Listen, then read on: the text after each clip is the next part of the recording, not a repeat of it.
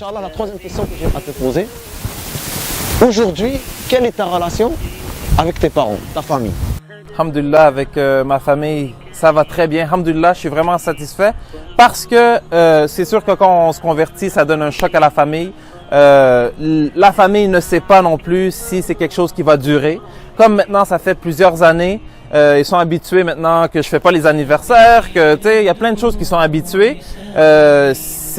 Ils m'invitent même plus, tu sais. Fait que qu'est-ce que j'aime aussi? Moi, j'ai juste ma mère, mon père est pas là, donc avec ma mère, la relation, alhamdoulilah, elle est super bien.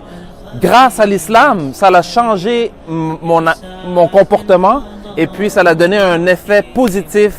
Inch'Allah, la prochaine question. Est-ce que toi, lorsque tu t'es converti, est-ce que tu as eu un suivi de la part de certains frères, institutions, mosquées, ou penses-tu qu'il y a un manque par rapport à ça? Alhamdulillah, encore une fois, alhamdulillah, Allah a fait les choses bien pour moi. Quand je me suis converti, première chose, c'est que je suis allé en prison. Et puis en prison, il y avait les frères qui étaient là pour m'aider, pour m'apprendre la religion. Et une fois que je suis sorti, alhamdulillah, j'ai rencontré un frère, c'était pendant le mois de Ramadan, j'ai rencontré un frère algérien, qu'Allah le récompense. Et puis plusieurs frères en fin de compte, mais ce frère-là, il venait me chercher pour Fajr le matin. Comme il s'est collé après moi. Fait que, alhamdulillah, moi j'ai eu un bon support. Mais je dois avouer que pour d'autres frères, ce n'est pas le cas. Il y a d'autres frères qui viennent aussi d'un peu plus éloignés de Montréal. Eux, ils ont zéro support. Et puis souvent, qu'est-ce qui arrive quelques années après, c'est qu'on voit qu'ils sont même plus vraiment musulmans. Donc, qu'Allah les facilite et qu'Allah les guide. Mais je crois que c'est un manquement. Donc, quelle serait la solution, d'après toi, à ce problème-là? La solution, ce serait de peut-être répliquer qu'est-ce qu'ils font en France. Ils font, je pense qu'il y a un système de parrainage justement avec les nouveaux convertis, avec déjà des musulmans.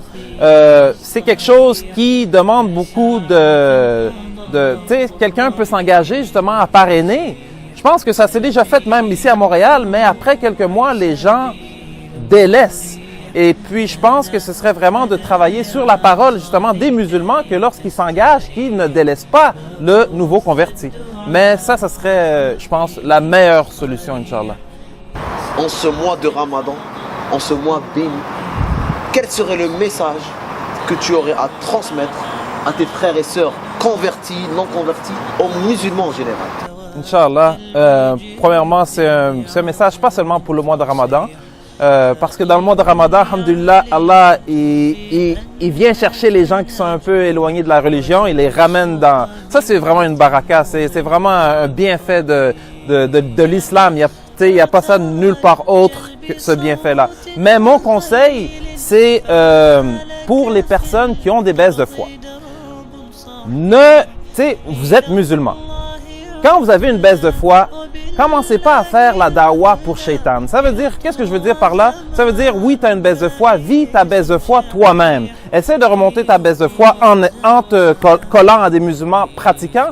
Mais quand tu as une baisse de foi, commence pas à partager sur Facebook, Snapchat ou n'importe quoi. Tu commences à partager quand tu écoutes la musique, quand tu bois, quand tu fumes, quand tu es avec des femmes, ou bien la femme qui est musulmane voilée, qui se dévoile.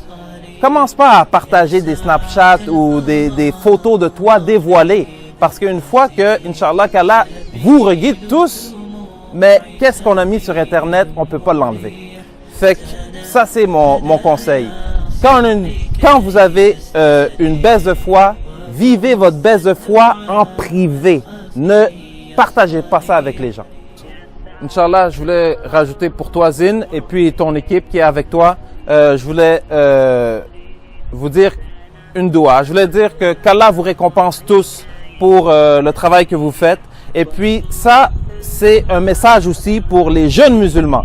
Parce que qu'est-ce que je remarque, c'est que dans la communauté, il n'y a pas vraiment de relève quand on parle de dawa. Donc, je vous lance un message à tous les jeunes musulmans. Quand je dis jeunes, c'est, on va dire, préadolescence à adultes. Les jeunes musulmans, prenez la relève pour faire la dawa. Parce que qu'est-ce qui arrive dans la communauté? Souvent, les hommes Et les femmes se marient, font des enfants, et puis se casent, et puis on les voit plus.